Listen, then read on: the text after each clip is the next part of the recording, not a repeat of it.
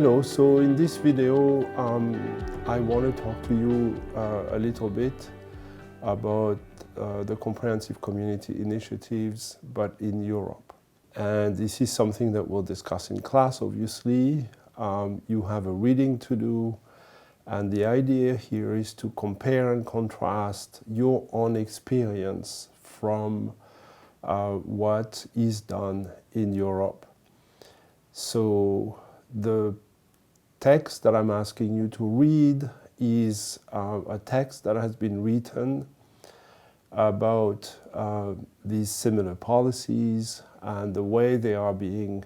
implemented across communities, in hundreds of communities across the European Union. Now, you might know about the European Union through the Brexit crisis, which is the Brexit. It's the British exit of the European Union. But what is really interesting that is going on in Europe today is that the European Union, which has a very large budget, spends about 1/3 of that budget onto local, regional development policies. Now, the EU budget is about 170 billion a year, which is not as large as that of a state, but it is spending money, if you want, for all kind of federated activities, policies that the member state, the 28 states that form the European Union, in a way share. Now, what I think is also really interesting here is that the amount of money spent in regional policies or local and regional policies in Europe are about 1/3 of the overall budget of the EU. So about 50 to 60 billion per year. And when we compare it to, for instance, the funding that is spent in Canada, we realize that in Canada there are provinces that get nothing, like British Columbia, like Alberta, like Saskatchewan. And then there are provinces that get quite a bit of money, such as Quebec, 11 billion Canadian, Ontario, about 1 billion, Manitoba 2, Nova Scotia almost 2, New Brunswick, and so on and so forth. In the EU case, this money goes to very specific programs, but it is also organized in such a way that the poorest regions of Europe get, relatively to others, much more funding. And as I just said, the overall picture is also a substantial amount of money because it's about 50 billion. What comes with this huge budget in the European Union, which is managed by the European Commission, it's the bureaucracy of the Union, is the ability to systematize and develop policies with policy tools. And this is a little bit what I want to discuss with you today, and this is also what I'm trying to enhance or develop or underscore in the class, is that I think the European experience is really interesting because it has attempted to develop and standardize these different tools. Not just the size of the policy, which obviously would go with the fact that we have 28 states sharing, in a way, developmental goals, which, by the way, are larger in terms of budget and in terms of number of cases than what is managed today by the International Monetary Fund or the World Bank. So it is a really interesting case from our perspective when we want to compare and contrast with our own experience. Most of the cases have to do with local issues being tackled by local partnerships. So the analogy to a comprehensive community initiative is very, very close, very, very similar even though in some of the readings that you have, you will see that wordings and sometimes ideas, where ideas are similar, wordings are different.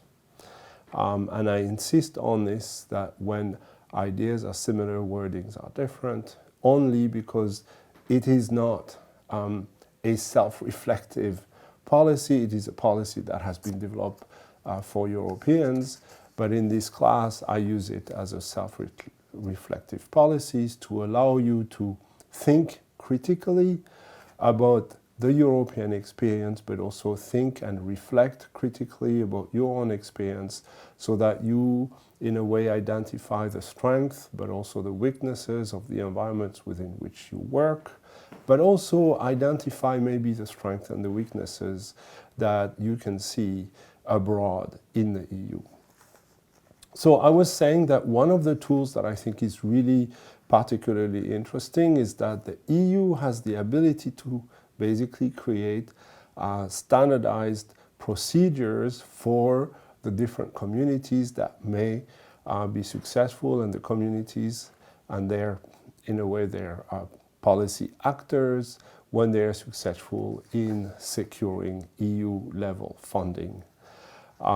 They have training programs, and they use specific tools. One of them, which I want to discuss now for a few minutes, I think is quite interesting. It has to do with basically identifying locally what they call the local support group activities. And the idea here is that if you have a situation that a community wants to address, learning about the situation, framing it, and reframing it requires a specific type of exercise, which they, in the EU, argues would allow for groups to work together. One of the things that they think is very important, which we find, by the way, in the Comprehensive Community Initiative, is the idea that groups have to work and engage with margins or other groups that are marginal to themselves. And so the different support groups will have to not only study the situation, but also engage and go after the various aspects of the local community, various groups in the community that traditionally have been at the margins of such developmental exercises. The EU is particularly keen on seeing comprehensive identification of the stakeholders. They are particularly keen on seeing whether there is really good knowledge about all of the different issues that are basically being discussed, because very often similar issues have different facets, and the EU wants them to be clearly identified and represented by the different partners or potential partners in the community. It is very interesting to see that the local support group cycle, for instance, and the different activities that they have in a way overlap some of the things that you will have read and that you may also have practiced in your own work, such as identifying the stakeholders, collecting the evidence around the issue you want to tackle, looking at potential results, looking at ideas and innovative ideas to basically tackle the issues that you have at stake and ways to basically tackle those issues, the different kind of actions that you can take, the different issues that you would have with resources, whether they're human capital resources or just financial resources, or even the ability to innovate so that innovation is also a way to increase resources, and so on and so forth. So the process here, in a way, provides you with, in a way, recipes or guidelines to think through a problem. And obviously I want to go back to them during the classroom time that we have together, but for the online part of the course, I'm asking you to read the text and reflect constructively on them so that you can compare and contrast and have a small discussion on this online. And then we can come back to this in the classroom and really engage more fully with what the EU has done, but also reflect on our own practice here in Canada.